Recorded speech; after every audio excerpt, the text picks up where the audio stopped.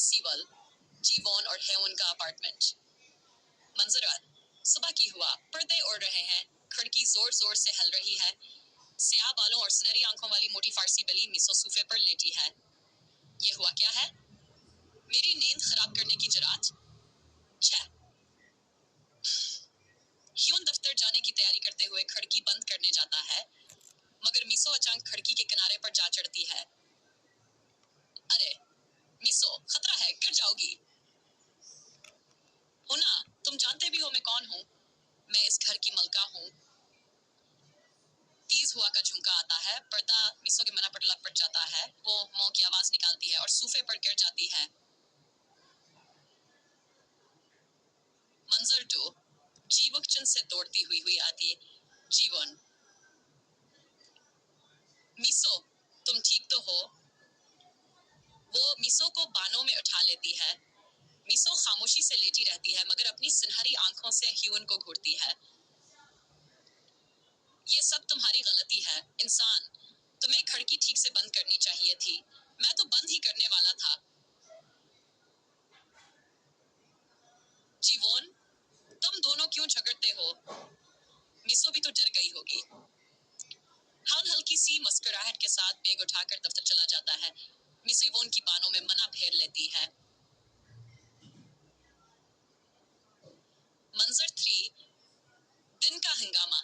Hyun के जाने के बाद घर पर सुकून है, लेकिन खिड़की पूरी तरह बंद नहीं हुआ। फिर अंतिया अपनी दम हलाते हुए देखती है। फिर से शुरू हो गया। लगता है मुझे ही इस हवा का मुकाबला करना पड़ेगा। मिसो पर्दे पर झपटती है और पंजों से उसे फाड़ देती है। पर्दा चाक हो जाता है, गलदान गिरता है और पानी फर्श पर फैलता। जीवन, मिसो, अब क्या कर दिया तुमने? भरती है और पानी साफ करती है। मिसो सुकून से अपना पंजा चाटती है।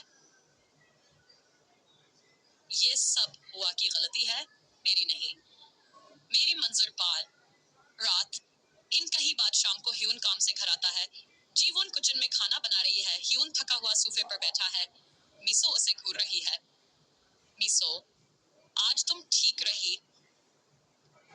हूँ की आवाज निकाल कर मना फेर लेती है। लेकिन जैसे ही जीवोन किचन में जाती है, मिसो आहिस्ता से ह्यून के पास आकर इसके पहलों में गोल होकर लेट जाती है। तो तुम वाकई मुझे पसंद करती हो, है ना? बकवास। मैं तो बस एक गर्म जगह ढूंढ रही हूँ। जीवोन खाना लेकर आती है। मिसो फौरन सोफे से छलांग लगाकर जीवोन की तरफ भागती है। ह्यून मजबूरन मुस्कुरा देता है। मंजर इख्तिताम। तीनों लोग रूम में साथ बैठे हैं।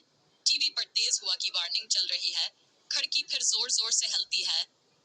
मिसो म्याओ की आवाज करती है और ह्यून की गोद में कूद पड़ती है। क्या तुम मेरी गोद में आ गई? मिसो को भी हुआ से डर लग रहा है शायद। ह्यून नरमी से मिसो को सहलाता है। मिसो जाहिरी तौर पर अनजान बनी रहती है, लेकिन इसकी दम आहिस्ता आहिस्ता हिलती है और आंखें बंद हो जाती हैं। बस आज के लिए, कल मैं फिर तुम्हारी दुश्मन होंगी। बाहर हुआ जोरों से चल रही है, मगर घर के अंदर सुकून और गर्मी है।